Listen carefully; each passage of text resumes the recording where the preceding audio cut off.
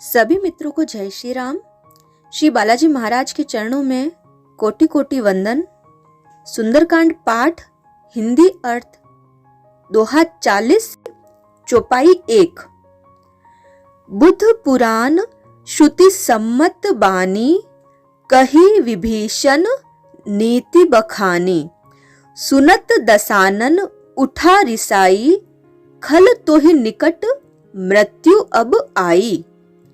विभीषण जी हर प्रकार से रावण को समझाने का प्रयास कर रहे हैं कि सीता जी को इस तरह से उठाकर लाना नीति के विरुद्ध है, अतः वह श्री रामचंद्र जी को उसे लौटा दे। बुद्ध पुराण, बुद्ध वेद, पुराण पुराण, श्रुति श्रुति मतलब होता है श्रुतियां, लोकोक्तियां, विद्वानों ब्राह्मणों द्वारा कही जाने वाली बातें जो कि पुराने समय से चली आ रही है। सम्मत के अनुसार बानी, वाणी। बुद्ध पुराण श्रुति सम्मत बानी, पंडितों पुराणों और वेदों द्वारा सम्मत अनुमोदित वाणी कही विभीषण नीति बखानी। विभीषण जी ने कही और नीति बखान करी। सुनत दसानन, जिसे सुनकर उठा रिसाई, रिसाई मतलब होता है क्रोधित होना, क्रोधित होकर उठे। खल, रे दुष्ट तो ही निकट मृत्यु अब आई, तेरी मृत्यु अब निकट आ गई है, समीप आ गई है। बुद्ध पुराण श्रुति सम्मत बानी, कही विभीषण नीति बखानी। सुनत दसानन उठा रिसाई, खल तो ही निकट मृत्यु अब आई। विभीषण जी ने पंडितों पुराणों और वेदों द्वारा सम्मत अनुमोदित वाणी से नीति बखान कर कही, रावण को समझाने का हर संभव प्रयास किया, लेकिन रावण उसे सुनते ही क्रोधित होकर उठा और बोला कि रे दुष्ट, अब मृत्यु तेरे निकट आ गई है। जियसी सदा सठ मोर जियावा, जियसी सदा सदैव जीता रहा, सठ मूर्ख मोर जीवावा, मेरे जीवाने पर, मेरे रहमो करम पर, मेरे अन्न जल से तू सदैव जीता रहा है। रिपु कर पक्ष, रिपु शत्रु का, पक्ष पक्ष, शत्रु का पक्ष, मूढ़ रे मूर्ख तो ही भावा, तुझे अच्छा लगता है। अरे मूर्ख, तू तो सदा मेरे ही दिए हुए अन्न जल से पला बढ़ा है और मूर्ख, तुझे हमेशा शत्रु का पक्ष ही अच्छा लगता है। कहसी न खल, खल दुष्ट, अस को जग माही, अस इस जग में ऐसा कौन है। भुज बल, अपनी भुजाओं के बल पर, जाही जिसको जीता मैं नाही, मैं नहीं जीता हूँ। कहसी न खल अस को जग माही, भुज बल जाही जीता मैं नाही। अरे दुष्ट, तू बता कि इस जगत में ऐसा कौन है जिसे मैंने अपनी भुजाओं के बल से नहीं जीता हो। तो रावण क्या कहता है, जियसी सदा सठ मोर जियावा, रिपु कर पक्ष मूढ़ तो ही भावा। कहसी न खल अस को जग माही, भुज बल जाही चिता में नाहिम। अरे मूर्ख, तू जीता है तो सदा मेरा जिलाया हुआ अर्थात मेरे ही अन्न पल से पढ़ा है, किंतु है मूर्ख, पक्ष तो तुझे शत्रु का ही सदैव अच्छा लगा है। रे दुष्ट, तू बता इस जगत में ऐसा कौन है जिसे मैंने अपनी भुजाओं के बल से नहीं जीता हो। मम पुर बसी, मम मेरे पुर नगर बसी, बसना मेरे नगर में रहता है। तप सिन्ह, तपस्वियों पर प्रीति, लेकिन प्रेम किस पर है, तपस्वियों पर है। सठ, सठ मतलब होता है मूर्ख, मिल जाई, मिल जाओ, तुम उन्हीं तपस्वियों से जाकर मिल जाओ। तिन हही, उन्हीं से कहू नीति, यह नीति ये नियम तुम उन्हीं से कहना। तो रावण कहता है, मम पुर बसी, तप सिन्ह पर प्रीति, सठ मिलु जाई, तिन हही कहू नीति। मेरे नगर में रहकर प्रेम करता है तपस्वियों पर, तो है मूर्ख, तो उन्हीं से जाकर मिल जा और उन्हीं को नीति बता। अस कही किन्हैसी चरण प्रहारा, अस कही ऐसा कहकर किन्हैसी किया चरण प्रहारा, चरणों से पैरों से प्रहार किया। ऐसा कहकर रावण ने उस पर चरणों से प्रहार किया, अर्थात उसे लात मारी।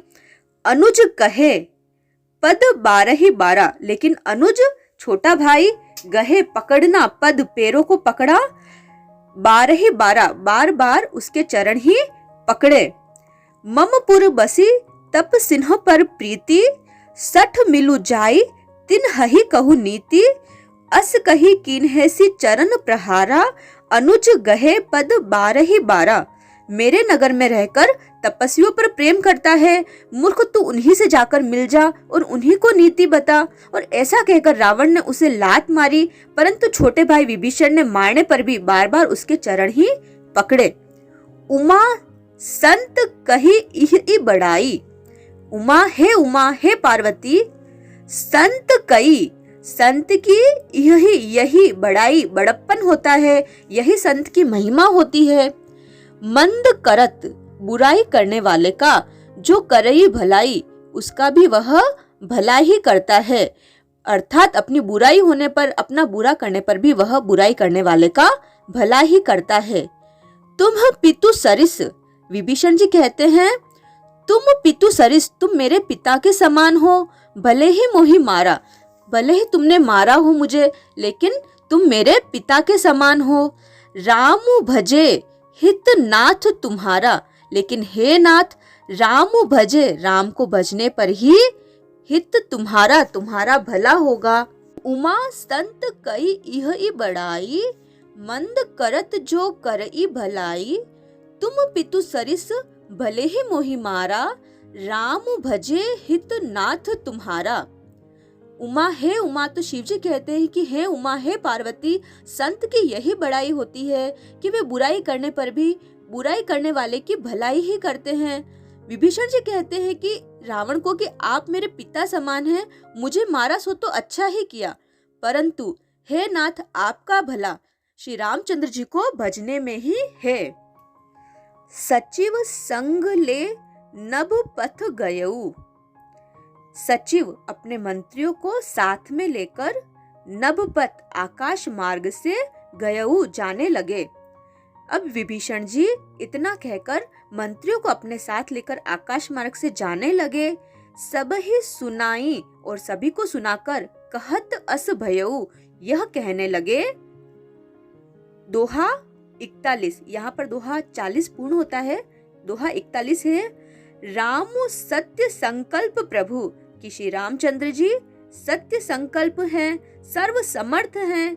सभा काल बस तोरी, और रावण सभा, ये जो तेरी सभा है, काल बस, काल के वश में, तोरी तेरी, यह तेरी सभा काल के वश में हो गई है। मैं रघुबीर शरण अब मैं रघुबीर जी श्री रामचंद्र जी की शरण में जा रहा हूँ। जाऊं देहु जनी खोरी, खोरी दोष निकालना, अब मुझ में से कोई दोष मत निकालना, मुझे दोष मत देना। राम सत्य संकल्प प्रभु, सभा काल बस तोरी, मैं रघुबीर शरण अब जाऊं देहु जनी खोरी। तो विभीषण जी कहते हैं कि श्री रामचंद्र जी सत्य संकल्प है, सर्व समर्थ हैं, और हे रावण, ये जो तेरी सभा है यह काल के वश में है, अब मैं श्री रामचंद्र जी की शरण में जाता हूँ, तुम मुझे इसका दोष मत देना। अस कही, ऐसा कहकर चला विभीषण जब ही, जो ही विभीषण गया, आयुहीन, आयुहीन आयु के बिना, अर्थात जिनकी मृत्यु निश्चित हो जाए, भय हो गए सब, तभी त्यों ही सभी काल के वश में हो गए, अर्थात सबकी मृत्यु निश्चित हो गई। साधु अवज्ञा तुरत भवानी, भवानी पार्वती, तो हे पार्वती, साधु अवज्ञा, साधु का अपमान, तुरत तुरंत ही, कर कल्याण अखिल के हानि, अखिल संपूर्ण, हानि नाश करना, संपूर्ण कल्याण का नाश कर देता है। तो हे भवानी, साधु का अपमान तुरंत ही संपूर्ण कल्याण का नाश कर देता है। अस कही चला विभीषण जब ही, आयुहीन भय सब तब ही, साधु अवज्ञा तुरत भवानी कर कल्याण अखिल के हानि। ऐसा कहकर विभीषण जी ज्यों ही चले त्यों ही सब राक्षस आयुहीन हो गए, अर्थात सबकी मृत्यु निश्चित हो गई। शिवजी कहते हैं कि हे भवानी, साधु का अपमान तुरंत ही संपूर्ण कल्याण की हानि और नाश कर देता है। रावण जब ही विभीषण त्यागा, भयउ विभव बिनु तब ही अभागा। चलेउ हर्षि रघुनायक पाही, करत मनोरथ बहु मन माही। रावण जब ही जिस क्षण रावण ने विभीषण त्यागा, विभीषण जी को त्याग दिया था, भयउ हो गया, विभव वैभव से हीन, ऐश्वर्य से हीन, बिनु तब ही अभागा, अभागा भाग्यहीन, अर्थात उसके बुरे दिन तभी शुरू हो गए। चले वो हर्षि रघुनायक पाही, पाही पास में। विभीषण जी हर्षित होकर रघुनायक श्री रामचंद्र जी के पास में गए। करत मनोरथ, बहुत सारे मनोरथ, बहुत सारी इच्छाएं, मन माही, मन में लेकर अनेक मनोरथ करते हुए श्री रघुनाथ जी के पास चले। रावण जब ही विभीषण त्यागा, भयो विभव बिनु तब ही अभागा। चले वो हर्षि रघुनायक पाही, करत मनोरथ बहु मन माही। रावण ने जिस क्षण विभीषण जी का त्याग किया, उसी क्षण से वह अभागा अर्थात वैभवहीन हो गया। विभीषण जी हर्षित होकर मन में अनेक मनोरथ, अनेक इच्छाएं करते हुए श्री रघुनाथ जी के पास चले। देखी हऊ जाई चरण जल जाता। वो क्या मन में विचार करने लगे? देखी हऊ, मैं देखने जा रहा हूँ, जाई चरण, उन चरणों को, जल जाता, जो कि कमल के समान है, अरुण लाल है, लाल वर्ण है, मृदुल कोमल है, सेवक सुख दाता, सेवक को सुख देने वाले हैं। देखी हूँ जाई चरण जल जाता, अरुण मृदुल सेवक सुख दाता। और वे सोचते जाते हैं कि मैं जाकर भगवान के कोमल और लाल वर्ण सुंदर चरण कमलों के दर्शन करूंगा, जो सेवकों को सुख देने वाले हैं। जे पद जिन चरणों ने परसी, जिन चरणों के स्पर्श से तर गई ऋषि नारी, ऋषि की नारी, ऋषि की पत्नी जिन चरणों के स्पर्श से तर गई, जिसका उद्धार हो गया। यह ऋषि की पत्नी अहिल्या की बात है, जिन्हें ऋषि से श्राप मिला था कि वह पत्थर की हो जाए। श्री रामचंद्र जी के चरण रज, चरणों की धूलि को लगने से पत्थर से पुनः मानव देह में आ गई। दंडक कानन, दंडक वन पावनकारी, जो पवित्र हो गया। दंडक वन कौन सा वन है? जहाँ पर श्री रामचंद्र जी अपने 14 वर्ष का वनवास बिता रहे हैं। श्री रामचंद्र जी के आने से वह वन भी पवित्र हो गया। उन्होंने वहां के सारे राक्षसों का नाश कर दिया, जिसमें खर और दूषण जैसे राक्षस भी थे। तो विभीषण जी अपने मन में ये सारी बातें सोचते हुए, मन में ये सारे मनोरथ लेते हुए चल रहे हैं और क्या कह रहे हैं? देखी हूँ जाई चरण जल जाता, अरुण मृदुल सेवक सुख दाता। जे पद परसी, स्पर्श से तरी ऋषि नारी, दंडक कानन पावनकारी। और वे सोचते जाते हैं कि मैं जाकर भगवान के कोमल और लाल वर्ण के सुंदर चरण कमलों के दर्शन करूंगा, जो कि सेवक को अत्यंत ही सुख देने वाले हैं। जिन चरणों के स्पर्श को पाकर ऋषि की पत्नी अहिल्या तर गई और जो दंडक वन को भी पवित्र करने वाले हैं। जे पद जो चरण जनक सुता, जानकी जी उर हृदय में लाए। जिन चरणों को जानकी जी ने अपने हृदय में धारण कर रखा है। कपट कुरंग संग धर धाये, कपट कपटी कुरंग मृग हिरण संग के साथ में धर पृथ्वी पर धाये। जो चरण कपट मृग के साथ पृथ्वी पर उसे पकड़ने के लिए दौड़े जाते हैं।